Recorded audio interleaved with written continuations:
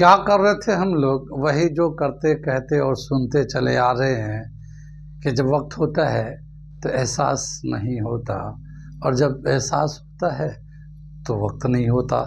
मैं साबिर अली और आप देख रहे हैं ILC से अली क्लासेस, जो अलीगढ़ बेस्ड नीट जेई का रेजिडेंशियल कोचिंग क्लास है। साथ ही AMU, जामिया, BHU और दूसरे यूनिवर्सिटी के दूसरे एंट्रेंस की भी तैयारी कराते हैं, जैसे 9th है, 11 diploma, BSc nursing, CET, CUET, paramedical, NDA, CDS वगैरह वगैरह बहुत सारी तैयारियां होती हैं। और ये सारी तैयारियां इस सब्जेक्ट के एक्सपर्ट के अंडर में होते हैं। तो वो लोग जो लोग तैयारी करना चाहते हैं कांटेक्ट कर सकते हैं। ऑनलाइन ऑफलाइन दोनों ही मोड अवेलेबल है। ठीक है, हम लोग कर रहे थे नीट 2024 फिजिक्स T3 बुकलेट के बहुत सारे क्वेश्चन कर दिए थे, और आज हम लोग उसके आगे ये क्वेश्चन करने जा रहे हैं, क्वेश्चन नंबर 28। मैं इस क्वेश्चन को पढ़ता हूँ, समझाता हूँ, फिर करके दिखाता हूँ। A thin flat circular disc of radius 4.5 centimeter is placed gently over the surface of the water. If the surface tension of water is 0.07 Newton per meter, then the excess force required to take it away from the surface is, इनमें से कौन सा? बोला गया कि एक disc है, thin disc है, पतली से डिस्क है, जो पानी के सरफेस पे हल्के से रख दिया गया है और वो सरफेस पे फ्लोट कर रहा है। अगर हम उस डिस्क को पानी के सरफेस से बाहर लेना चाहते हैं तो अब हमें कितना फोर्स लगाना पड़ेगा? उस डिस्क का रेडियस दे रखा 4.5 सेंटीमीटर, और वो जो सरफेस टेंशन है, लिक्विड का जो सरफेस टेंशन है, वो 0.07 न्यूटन पर मीटर है। ये सरफेस टेंशन दे रखा है। आज मैं बहुत दिनों के बाद ये रिकॉर्डिंग कर रहा हूँ ये क्वेश्चन को, क्योंकि मेरा जो मैं एडिट करता था, काइन मास्टर से एडिट करता था, और वो काइन मास्टर किसी तरह से पता नहीं मेरे मोबाइल में ख़राब हो गया था और सही से चल ही नहीं रहा था, और वाटर मार्क आ रहे थे बार बार। तो मैंने एक दो शॉर्ट क्वेश्चन मैंने उसी तरह से कर दिया था वाटर मार्क्स के लगा कर ही, लेकिन काइन मास्टर से फिर भी मेरा काम नहीं हो रहा था, तो इसीलिए मैं थोड़ा डिले हो गया क्वेश्चन करने में, काफ़ी दिन गैप हो गया। लेकिन मैंने अब एक नया एडिटर है, VN एडिटर, उसी को डाउनलोड किया, उसी को थोड़ा सीखा है, और अब उसके बाद मैं उसी से थोड़ा एडिट कर रहा हूँ। अभी तो मैंने काफ़ी ऑडियो यानी कि टेक्स्ट मैसेज पे ऑडियो बनाकर हमने अभी डाला है, ताकि मुझे भी समझ में आ जाए कि VN एडिटर कैसे काम करता, क्या क्या होता है।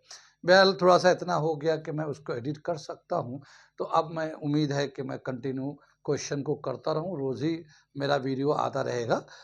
एनीवे, अब हम लोग चलते इस क्वेश्चन को करते हैं। और ये क्वेश्चन क्या कंसेप्ट है? ये क्वेश्चन जो है ना, बेसिकली 11th क्लास फिजिक्स का है। ठीक है ना, मैकेनिकल प्रॉपर्टीज ऑफ फ्लूइड्स के नाम से एक चैप्टर है, मैकेनिकल प्रॉपर्टीज ऑफ फ्लूइड के नाम से एक चैप्टर है, और उसमें कई सारे टॉपिक्स हैं। उसमें एक टॉपिक है सरफेस टेंशन। उसी सरफेस टेंशन के रिस्पेक्ट में ये क्वेश्चन दे रखा है। सरफेस टेंशन का आइडिया तो होगा आप लोगों का। सरफेस तो सरफेस होता है, टेंशन का मतलब एक तरह का फोर्स होता है। जैसे हम लोग को टेंशन हो जाता है बहुत सारी बातों का, किसी को पढ़ने का टेंशन है, किसी को जॉब का टेंशन है, किसी को किसी और चीज़ का टेंशन है। हर आदमी किसी न किसी टेंशन में है, चाहे छोटा टेंशन हो चाहे बड़ा टेंशन हो, टेंशन सब किसी को है। ठीक है, तो इसी तरह से लिक्विड के अंदर भी एक टेंशन होता है, अब उसको मैं थोड़ा सा बताता हूँ। मैं कंसेप्ट आपको तो पता होगा ही, मगर फिर भी जो लोग नहीं जानते या पहली दफ़ा वो सुन रहे हैं, उनके लिए मैं बता रहा हूँ।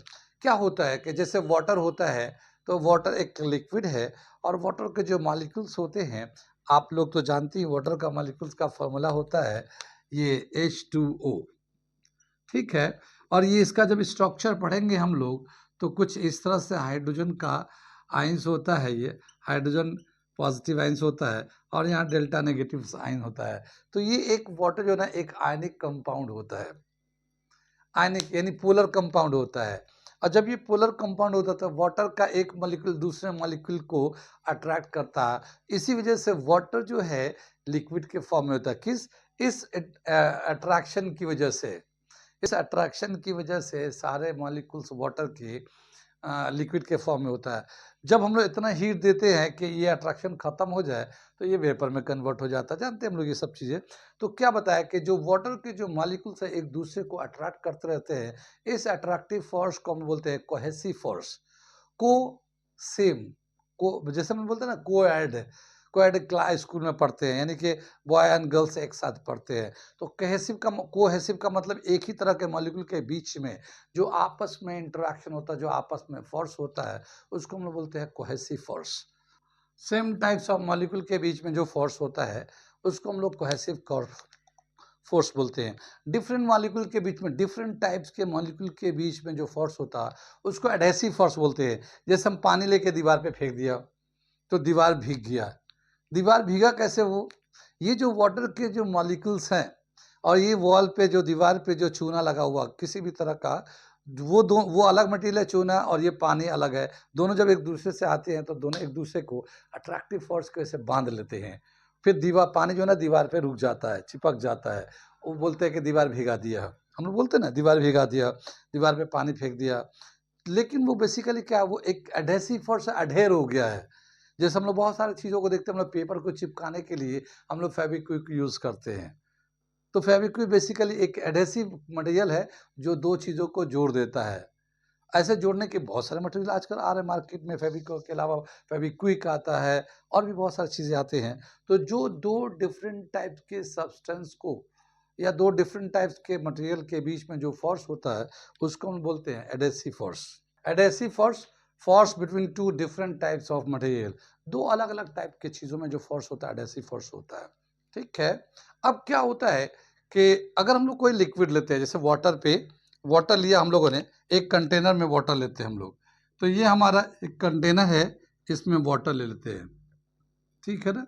अब ये वाटर जो है ना, सारे मॉलिक्यूल एक दूसरे को अट्रैक्ट करके रखते हैं, और जब अट्रैक्ट करके रखते हैं तो इनके बीच में फोर्स लगते रहता है। तो यहाँ पे जो तो डाउनवर्ड फोर्स लगता है, क्यों? और इसी की वजह से यहाँ पे जो ना इसका मेनिस्कस बन जाता है। इस तरह का एक वाटर का अपर सरफेस बन जाता है, इसको हम बोलते हैं मेनिस्कस। और ये थोड़ा-सा ऊपर इसलिए चाहता है कि ये जो कंटेनर है, जैसे ये ग्लास है, तो ग्लास मटेरियल है ये जो बना हुआ है, या स्टील का ग्लास है, और ये वाटर है, तो दोनों अलग-अलग है, तो इनके बीच में थोड़ा फोर्स होता है, तो ये यहाँ पे थोड़ा-सा राइज़ करता है यहाँ पे इस तरह से। ठीक है ना? कैपिलरी राइज़ हम लोग पढ़ेंगे, ये बहुत ही अच्छा टॉपिक है कैपिलरी। ठीक है? राइज़ ऑफ वो लिक्विड इन कैपिलरी। ठीक है? तो इस तरह का एक मेनिस्कस बन जाता है। अब इन वाटर मॉलिक्यूल के बीच में आपस में फोर्स में लग रहा है, तो ये नीचे की तरफ। अब एक इमेजिन करिए कि एक ग्लास है, उसके पानी ऐसे पड़ा हुआ है, एक कॉइन्स को उस पे रख देते हैं ऐसे। ठीक है। तो जब इस कॉइन को मान लो हम लोग रखते हैं, मैं यहाँ पे एक सरफेस बना लेता हूँ यहाँ पे ऐसे। ये मैं थोड़ा सा एक सरफेस दिखाने के लिए बना लिया। ठीक है। ये वाटर सरफेस है, ये इस पे वाटर है, और इस पे हम एक डिस्क को रखते हैं, एक डिस्क को रखेंगे। सर्कुलर डिस्क है, इसका रेडियस दे रखा है। अब ये जो डिस्क है, ये नीचे से पानी जो है ना उसको अट्रैक्ट करेगा। वाटर मॉलिक्यूल एडहेसिव फोर्स की वजह से नीचे की तरफ अट्रैक्ट करेगा, इसको नीचे की तरफ इधर से अट्रैक्ट हो रहा होगा। कुछ बात समझ में आ रही है? ये सब नीचे की तरफ अट्रैक्ट हुआ होगा। तो नीचे जो है एक वाटर का surface tension, force acting per unit length is called surface tension. Force acting per unit length, इसका रिलेशन होता है, सरफेस टेंशन को सिग्मा से भी दिखाते हैं, टी से भी दिखाते हैं, फोर्स अपॉन लेंथ होता है। Force acting per unit length is called surface tension. Unit होता है न्यूटन पर मीटर। ये यहाँ पे देखिए, इसका यूनिट ये दे रखा है न्यूटन पर मीटर, ये सरफेस टेंशन का ये दे रखा है। तो इसका वैल्यू दे रखा है सरफेस टेंशन कितना है। तो ये जो लिक्विड, जो एक डिस्क हम लोगों ने रखा है, उस डिस्क को नीचे से जो लिक्विड खींच रहा है, पानी से जो एडहेसिव फोर्स को वो खींच रहा है, वो उस पे एक फोर्स लग रहा है, इसको हम लोग इस फोर्स की वजह से ये चिपका हुआ है। अब हम चाहते हैं कि इसको ऊपर की तरफ निकाल ले, कॉइन्स को हल्के से ऊपर निकाल ले। तो जाहिर है जितना फोर्स इस पे लग रहा होगा कॉइन पे, उतना ही फोर्स मिनिमम, कम से कम उतना फोर्स लगाएंगे, तो वो हमारा कॉइन जो है ना ऊपर की तरफ चला जाएगा, आराम से उसको बाहर निकाल लेंगे। कितना फोर्स लग रहा है इस पे, यानी टोटल कितना फोर्स लग रहा है इस पे, इस डिस्क पे, उतना फोर्स हमें बाहर से लगाना पड़ेगा। अब कितना बाहर से फोर्स लगता है, तो force act on the surface is equal to, force का मैं फॉर्मूला लिखने जा रहा हूं, इसे मैं मिटा दूं। मैं जो नेट फोर्स लगता है उस फोर्स का फॉर्मूला होता है force is equal to surface tension into total length. Surface tension कितना है उसको टी से भी दिखाते, सिग्मा से भी दिखाते, एक अलग तरीका है, और प्लस वो टोटल लेंथ कितना है। बेसिकली ये जो कंसेप्ट समझाया गया है स्टार्टिंग में वो ये है कि एक जैसे लिक्विड है और इस पे एक मान लो रूप रखा गया ऐसे, तो ये रूप है, धागा है, बहुत ही लाइट धागा है, और ये अलग मटेरियल का बना हुआ है। तो वाटर के मॉलिक्यूल इधर से इसको अट्रैक्ट कर रहा होगा, इधर से अट्रैक्ट कर रहा होगा, इधर से अट्रैक्ट कर रहा होगा, इधर से भी अट्रैक्ट कर रहा होगा, दोनों तरफ से अट्रैक्ट कर रहा होगा इसको, ऊपर नीचे दोनों तरफ से। कितनी बात समझ में? तो इस पे जो फोर्स लगता है उसके हिसाब से फोर्स एक्टिंग पर length is called surface tension. और ये कितना टोटल लेंथ है, जैसे जैसे लेंथ बढ़ेगा वैसे वैसे टोटल फोर्स बढ़ता जाएगा, क्योंकि सरफेस टेंशन जो होता है यूनिट लेंथ पे कितना फोर्स एक्ट कर रहा है, एक यूनिट लेंथ पे उस लिक्विड की वजह से कितना फोर्स एक्ट करता है वो सरफेस टेंशन कहलाता है। और कितना लेंथ है, जितना लेंथ होगा उतना ज़्यादा फोर्स लगेगा। तो force is equal to total, net force is equal to tension into total length. अब ये जो हमारा वो जो डिस्क है ये एक सर्कुलर डिस्क है, सर्कुलर डिस्क है तो जाहिर है उसका जो टोटल लेंथ होगा, ये डिस्क के बजाय इसका रिंग होता तो ज़्यादा सही होता, क्योंकि रिंग में बाउंड्री होती है, डिस्क में बीच का मटेरियल भी होता है। तो बीच का मटेरियल को इसमें कैसे हम लोग वो करेंगे, वेल ये रिंग होता तो ज़्यादा सुइटेबल होता है, यहाँ पे एक दे रखा है तो रिंग ज़्यादा सुइटेबल होता। एनीवे आगे चल रहे, तो इसका अगर हम लोग उसका डिस्क का सरकमफ्रेंस निकालेंगे, डिस्क का सरकमफ्रेंस निकालें, जिस तरह से रिंग होता है, रिंग का सरकमफ्रेंस बहुत आसानी से निकल जाता है। डिस्क का सरकमफ्रेंस कैसे बोलेंगे, तो क्या है कि बहुत सारे छोटे छोटे रिंग्स मिला के डिस्क बनते हैं।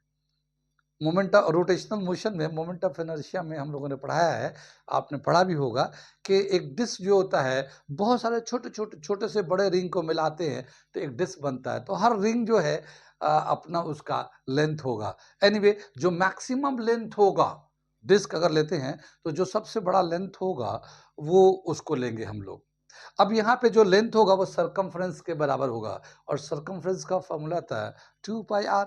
ठीक है, तो यहाँ पे सरफेस टेंशन तो है ही है, टोटल फोर्स जो है टी लगेगा ये टेंशन, और ये 2πr हम लोग इसको इस तरह से फॉर्मूले पे ले लेंगे, टोटल लेंथ की जगह पे।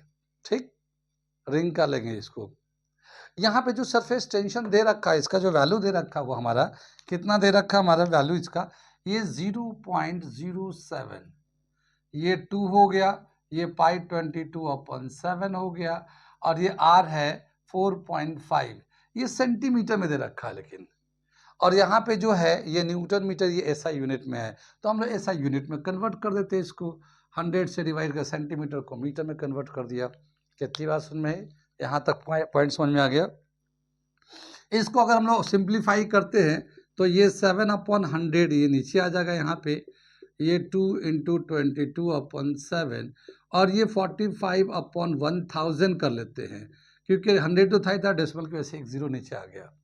कितनी बात, अब जो कैंसिल हो रहा है उसे कैंसिल करते हैं, 7 से ये 7 कैंसिल हो जाएगा, और बाकी ये तो हम लोग ऐसे ही रह देते हैं, 50 कर देंगे। ये इसको मल्टीप्लाई करते हैं, ये 4445 × 10⁻⁻5 ये न्यूटन में आ जाएगा, ये न्यूटन, ये नेट फोर्स, फोर्स का इंटू होता है न्यूटन, तो ये टोटल न्यूटन में आ जाएगा। अब इसको 44 को 44 को 45 से मल्टीप्लाई करते हैं तो हमारा आ जाता है, तो ये आ जाएगा 1980 10⁻⁻5 न्यूटन। कितनी बात सुनिए, अगर हम लोग इसको स्टैंडर्ड फॉर्म में लिखते हैं, अगर स्टैंडर्ड फॉर्म में लिखते हैं तो ये कितना जाएगा 1.980 10⁻3 और ये 10⁻⁻5, ये इतना न्यूटन फोर्स आ जाएगा। इसको सिंप्लीफाई करेंगे तो कितना आ जाएगा 10⁻⁻2 आ जाएगा। मगर इसमें जो चॉइस है या तो न्यूटन में दे रखा है, जो चॉइस दे रखा है या तो न्यूटन में दे रखा है या मिली न्यूटन में दे रखा है। तो मिली न्यूटन में लेंगे तो 10⁻³ रखना पड़ेगा। ठीक है, 10⁻³ अगर रहे तब मिली हम बोल सकते हैं, मिली न्यूटन। अब यहाँ पे अगर 3 से करेंगे तो -2 आ जाएगा, -2। तो हम लोग क्या करते हैं, इसको स्टैंडर्ड फॉर्म ना बदल के हम लोग इसको ऐसे कर लेते हैं, कैसे कर लेते हैं इसको? f is equal to 19.8 10 to the power plus 2 10 to the power -5। ये force is equal to 19.8 10 to the power -3, ये न्यूटन चलता रहेगा, या F is equal to 19.8 millinewton, ऐसे भी बोल सकते हैं। ठीक है, तो इस तरह से 19.8 मिली न्यूटन, और अगर आंसर चेक करेंगे तो ये हमारा आंसर होगा, थर्ड वाला आंसर होगा 19.8 मिली न्यूटन, इसका आंसर होगा। इतना फोर्स अगर लगाएंगे बाहर से तो ये बॉडी को हम लोग पानी से सरफेस से आसानी से बाहर निकाल सकते हैं। तो ये था ये question number 28 NEET 2024 T3 booklet का क्वेश्चन नंबर 28, ये था इसका आंसर। कितनी बात समझ में आ गया होगा? इस तरह के बहुत सारे सवाल, मैंने कि सरफेस टेंसर रिलेटेड बहुत सारे सवाल है। जैसे हमने बताया कि अभी स्फेरिकल बॉल का inward pressure, outward pressure, excess pressure, inside the excess pressure, एक होता है स्फेरिकल बॉल होता है, एक होता है इम्पेटी स्फीयर होता है, दूसरा कैपिलरीज होते हैं। इससे रिलेटेड बहुत सारे क्वेश्चन, बहुत सारे कंसेप्ट हमने पढ़ा के और अपने यूट्यूब चैनल पे डाल रखा है, और यूट्यूब चैनल का मैं लिंक भी देता हूँ मैं।